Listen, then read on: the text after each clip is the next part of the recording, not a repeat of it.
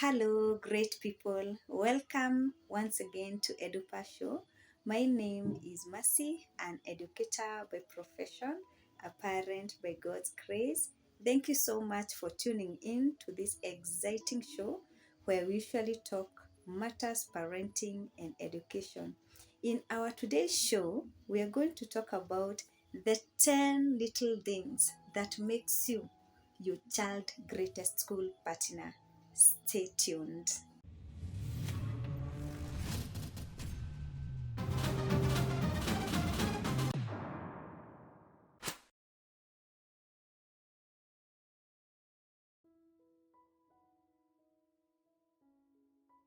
Number one, know what your child likes or dislikes about their school.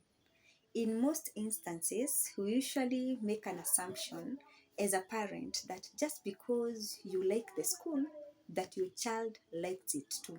So it is important for you to ask your child, do you like your school? Maybe it can be after they have joined a new school, or it is a school that they have been there for some time.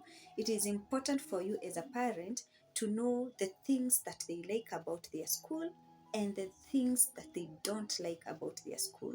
From the answers that your child is going to give you, you'll be able to know what is their attitude towards the school. Is it positive or is it negative? If it is negative, there is a higher probability that your child will not perform very well in that institution.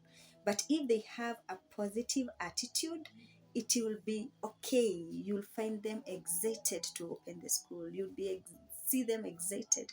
They can't wait for Monday to go to school, all right? Number two, know your child's favorite teacher. This is the teacher that they love most. You can even make it more interesting during the weekend. Tell them to write a composition about their favorite teacher if they are young, and they are going to tell you so much about their favorite teacher. If it is the older kids, you can ask them what do they like about their favorite teacher.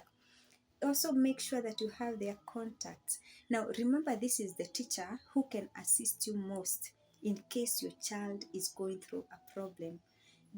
There are children who don't feel comfortable sharing what they are going through with their parents, but they can comfortably share with your favorite teacher.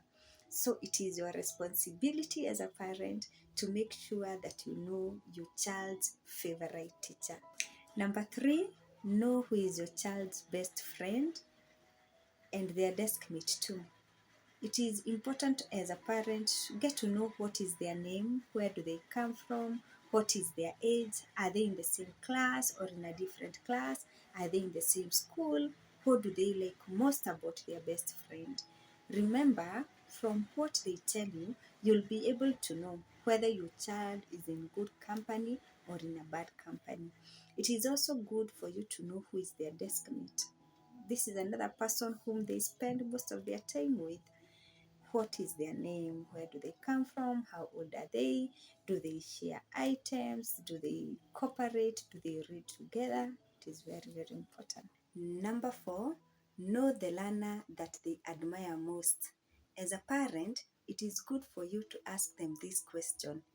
Which learner do they admire most in their school? Which are some of the traits or the personality that makes them to get attracted to them? Remember, when you ask them this question, you'll be planting a seed of being a role model in future. Some of the answers that they might give you, they might tell you maybe it is the school captain, their class prefect, the scouts leader, the football captain, and so on and so forth.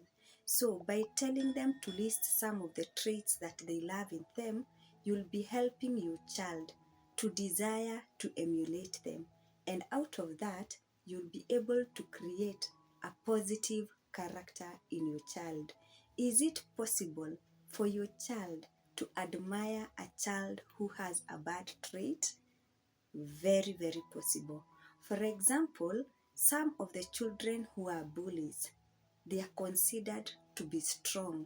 They are seen to be strong by other learners, and you'll find that the learners might want to associate with them. So it is important for you to identify this kind of trait and tell them that it is not good to be a bully. And being a bully is not a true picture that somebody is strong. So out of the traits that they are going to tell you, you can be able to encourage your child, which are some of the traits that they are supposed to copy, which are some of the traits that you may discourage them from copying. Number 5, what is their worst experience in school? This might not be an everyday question, but it is good to always ask your child once in a while what has been their worst experience in school. Remember, when you tell them to explain what happened to them, they'll be releasing the emotions that they had inside.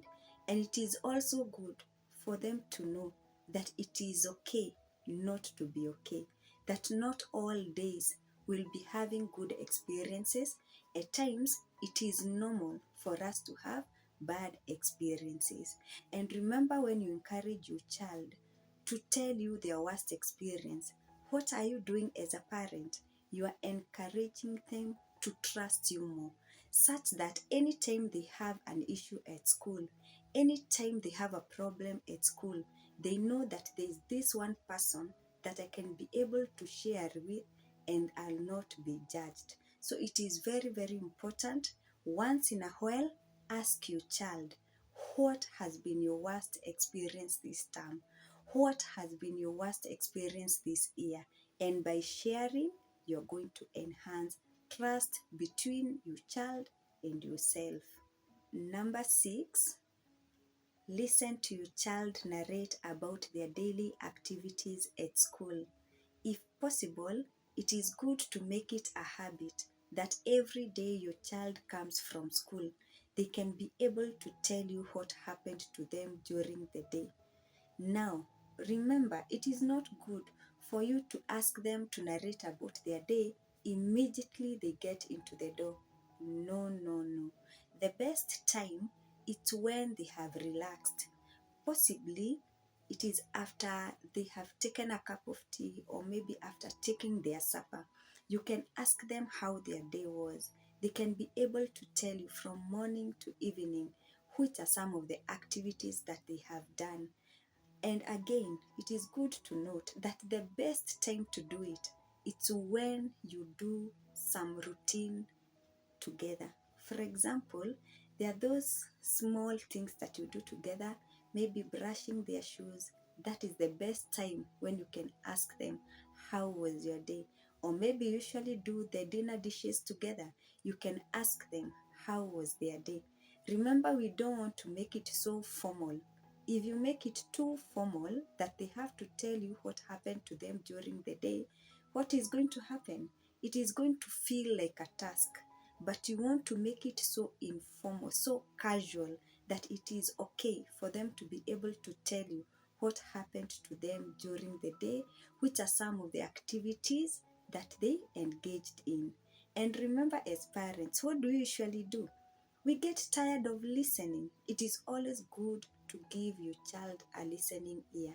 Let them explain to you how they felt about the day, which are some of the activities they loved most during the day. And out of that, you are going to create a great bond between you and your child.